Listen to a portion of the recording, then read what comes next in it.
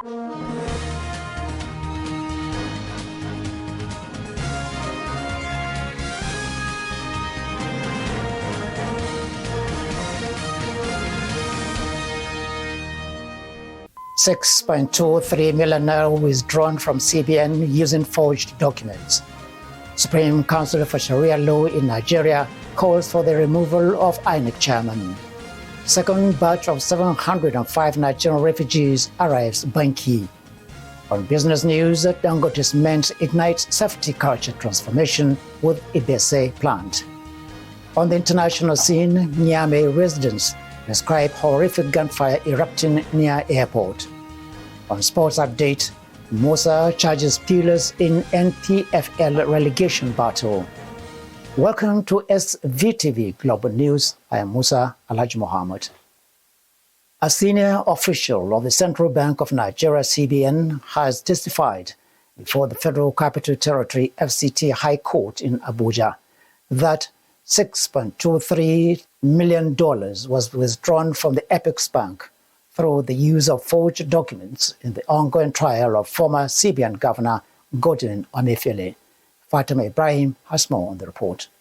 The witness, Bashiruddin Mohammed Maishanu, an assistant director at the CBN and the 11th prosecution witness, gave his account on Thursday while testifying before Justice Hamza Muazu in a case brought against Emefiele by the Economic and Financial Crimes Commission (EFCC), where Maishanu told the court that the cash was withdrawn from the Garki branch of the CBN on February 8, 2023. He narrated that in January 2023, he was contacted by one Alhaji Ahmed who claimed to be working with a special committee in the office of the Secretary to the Government of the Federation (SGF). According to him, Ahmed said he was acting on the directive of Eric Ochin, described as Emefiele's personal assistant at the time, to liaise with him over certain transactions being processed at the bank. Maishanu said Ahmed later informed him that presidential approval had allegedly been secured for the payment and that the final stage was to obtain Emefiele's approval.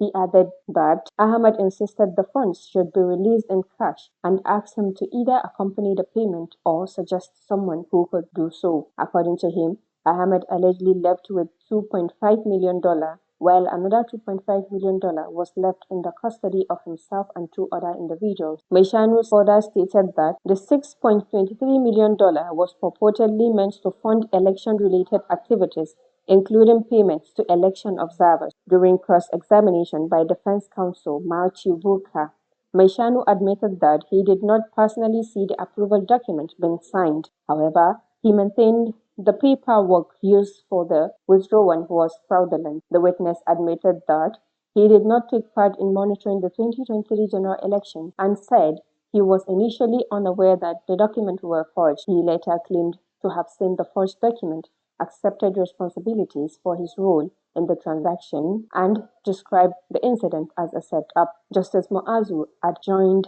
the case until Friday, January 38, 2026 for the continuation of the trial. Fatima Ibrahim reporting for SVTV News. A legal suit involving the Vigilante Group of Nigeria (VGN) and a factional leader was adjourned by the court due to the absence of the lawyer representing the organization's board of trustees. The case instituted by a factional leader, Ali Jahun, after he was reported to EFCC by the present commandant of the Vigilante Group of Nigeria, Navy Captain Umar Abubakar Bakori, could not proceed after the BOT Council failed to appear in court. The lawyer for the Board of Trustees was not aware of the sitting till when the court was about to start. They now noticed his absence. They contacted him.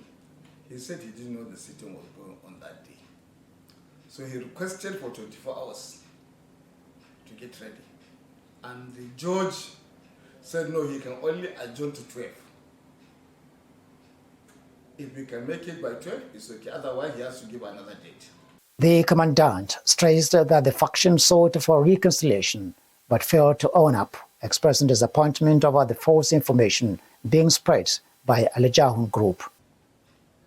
Instead of withdrawing the case, they now came and met me that their lawyer advised that we should settle out of court. I said, no problem. They said, the lawyer said, we should write. I said, who is going to write? They say, you will write. I said, it's a lie. Tell him I'm not writing because I didn't sue anybody. So why should I write? To write, I say, what? You're not doing me a favor. Rather, you want a favor from me and you want me to write?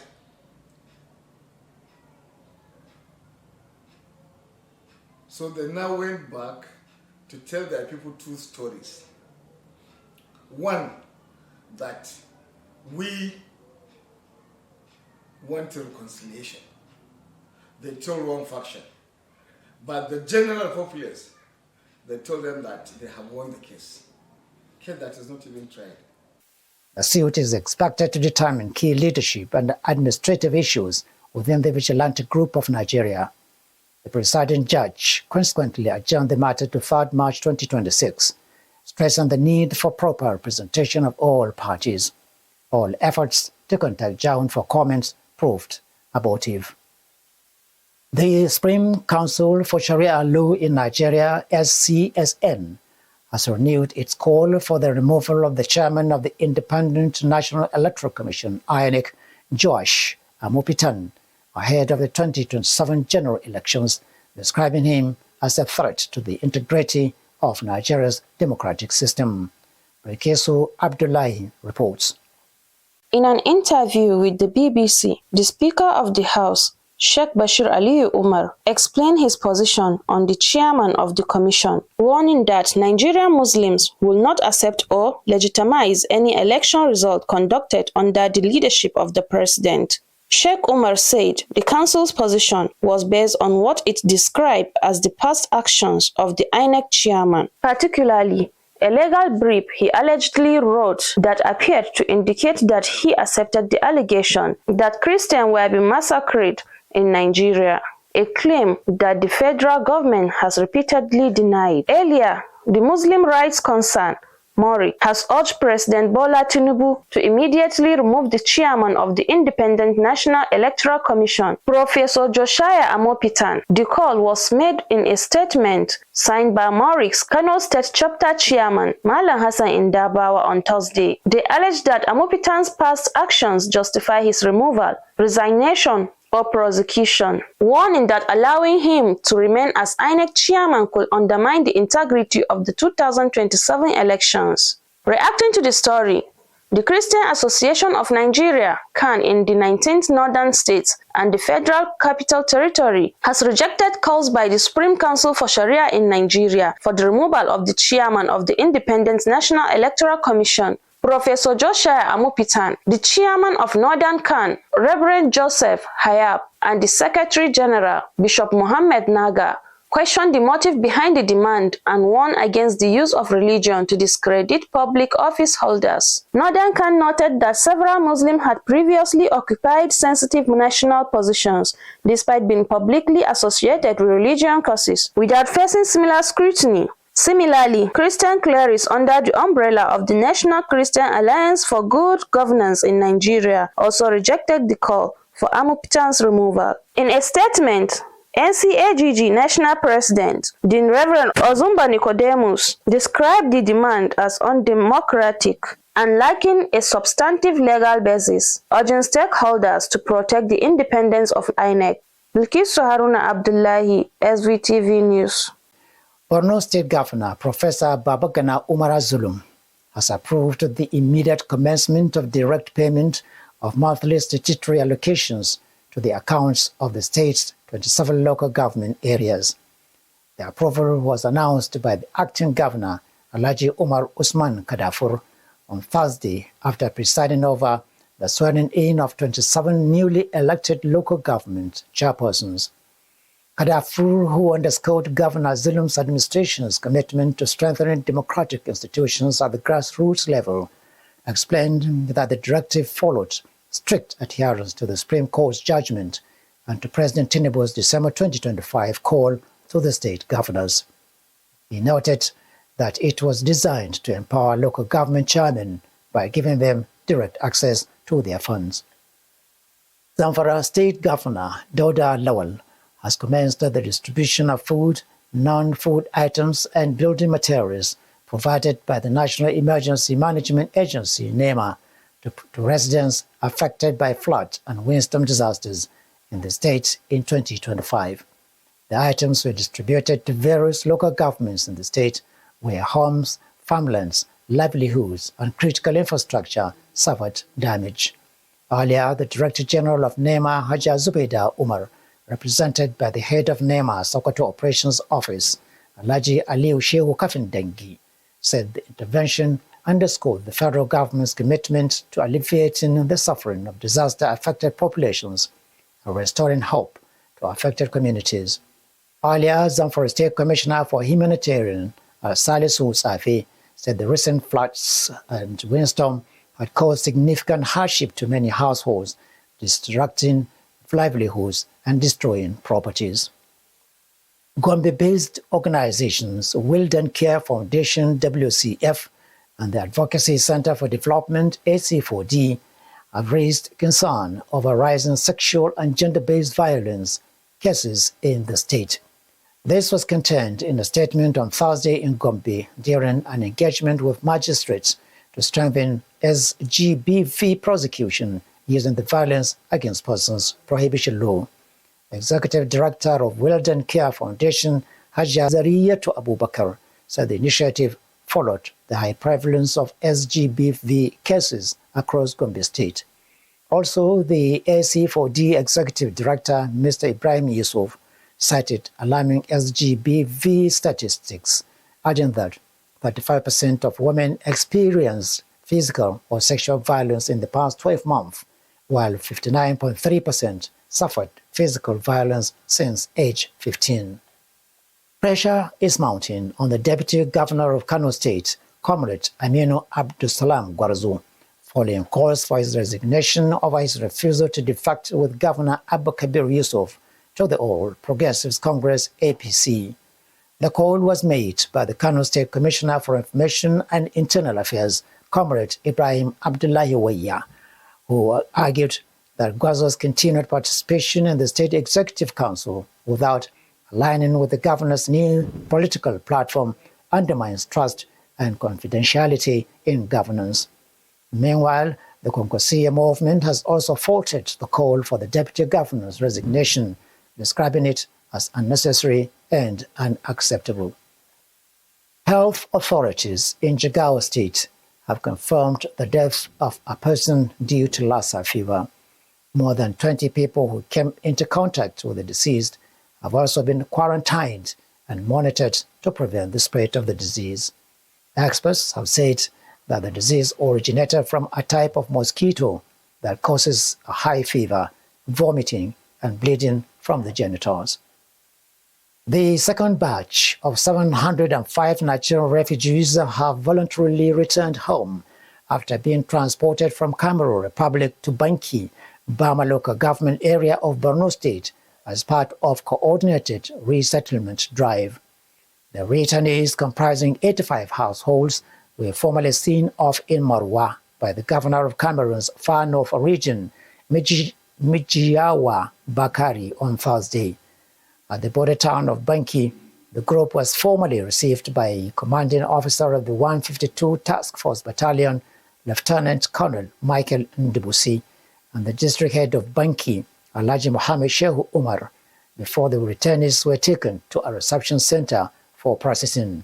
Chairman of Repatriation Committee, Engineer Lawan Abba Wakilbe, thanked the Federal Commissioner, National Commission for Refugees, Migrants, and Internally Displaced Persons, Honorable Tijani Aliu Ahmed, for the support. Now, time to talk business.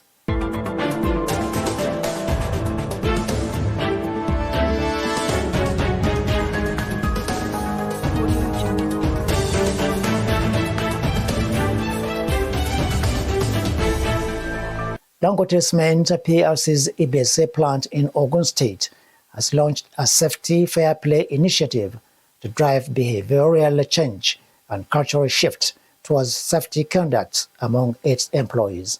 For this report, let's join Abdul Karim Suleiman. As reported by EnterpriseNewsGlobal.com, The rollout schedule is to be replicated at all plants of Dangote Cement plc, marked a significant milestone in strengthening the company's safety culture. The pilot launch of the group-wide Fair Play program recorded impressive participation from both the management and employees, thus underscoring a shared commitment to safer work practice. Speaking at the launch, DCP Technical Director Mr. Anandam Doraisamy emphasized the strategic importance of the initiative to the business and called on employees to champion a safety culture anchored for fairness, accountability, recognition, and continuous improvement. Also speaking, Ebese Plant Head of Health, Safety and Environment, Mr. Elvis Akalusi, commended DCP management for driving the program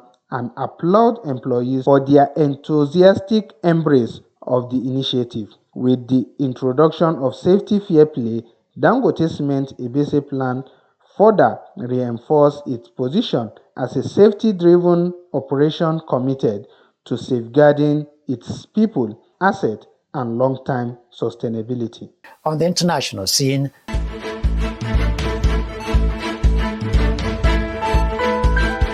Audio Jungle.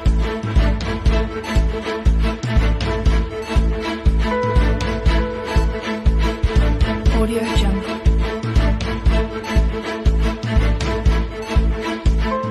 Fatima Ibrahim reports that residents of Nigeria's capital, Niamey, reported hours of heavy overnight gunfire near the city's international airport, fueling fears of a possible jihadist attack. Her report.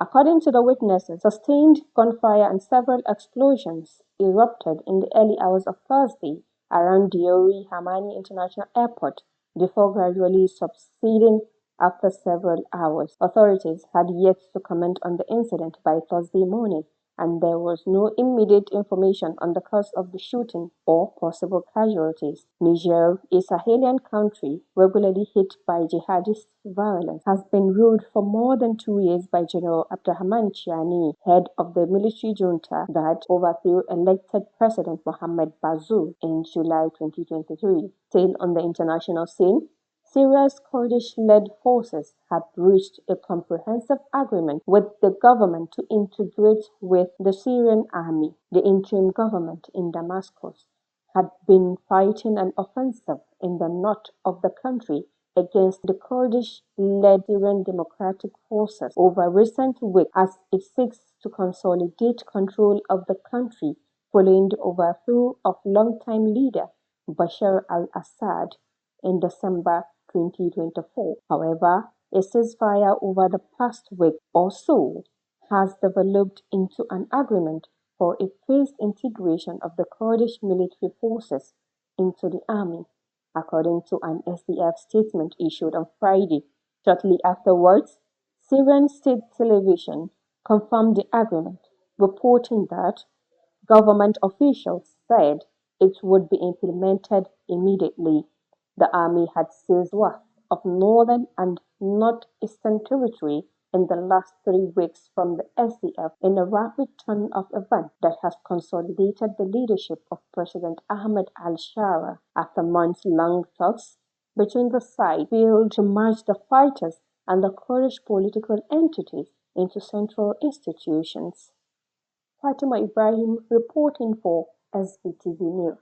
On the entertainment field, Nollywood actress Halima Abubakar has again turned to the public for help, saying she is battling a brain tumor while facing homelessness and escalating medical expenses. Speaking during a recent live session, Abubakar revealed that she was diagnosed with a brain tumor and has since been evicted from her home, a situation she described as leaving her homeless and desperate. She said her difficulties deepened after she spent her savings on her mother's hernia surgery, which cost 9 million naira in October last year. Visibly emotional, Abubakar appealed directly to well-known individuals and Nigerians at large, naming former Kogi State Governor Yahaya Bello, social media activist, a very dark man, and Sheyi Tinubu, son of President Bola Tinubu, for help. On the field of sports, Kano Pillars forward and General Manager Ahmed Musa has sent a message of hope to the club's fan base as they continue their fight to escape relegation in the 2025-2026 Nigeria Premier Football League season. Johnson Ola reports. Ahmed Musa scored the decisive goal as Kano Pillars boosted their survival hopes with 1-0 win over Northwest rival Katsina United on Wednesday. It was the former Super Eagles captain's third goal of the season in 14 appearances, and it proved enough to secure the club's 8th win of the campaign after 23 matches. Pillars have now won 3 of their last 5 games, but they remain rooted in 18th place on the NPFL. Pillars have now won 3 of their last 5 games, but they remain rooted in 18th place on the NPFL table, a position Musa believes they can still improve. The sanctions also saw Pillars banished to Katsina by the league board, forcing them to play 5 home matches away from Kano. They have only recently returned to their home ground, the Sani Abacha Stadium. Meanwhile, President Bola Ahmed Tinubu expressed his condolences to Super Eagles forward Samuel Chukwueze over the passing of his mother, Mrs. Sarah Chukwueze. In a statement signed by Bayo Onanuga, the special advisor to the President on Information and Strategy, Tinubu also extended his sympathy to the family and friends of the deceased who passed away on Thursday. The development was confirmed in a series of emotional posts on Instagram by his brother David Chukwueze. David Chukwueze paid tribute to their late mother in the post, expressing that the family is struggling to come to terms with the loss. President Tinubu mourns with the Chukwueze family and encourages them to find solace in the memory and legacy of their late matriarch. President Tinubu prays that God Almighty will grant the departed eternal rest. And that marks the end of Report on Sports. Johnson Ola, Standard Voice Television. With that report, we end the SVTV news. But before we go, a review of the highlights. 6.23 million naira withdrawn from CBN using forged documents. Supreme Council for Sharia Law in Nigeria calls for the removal of INEC chairman. Second batch of 705 Nigerian refugees arrives Banki. On business news, Dangote Cement ignites safety culture transformation with Ibese plant. On the international scene, Niamey residents describe horrific gunfire erupting near airport. On sports update, Musa charges Pillars in NPFL relegation battle. On behalf of the production editor and the production crew, I am Musa Alhaji Muhammad, wishing you a pleasant time.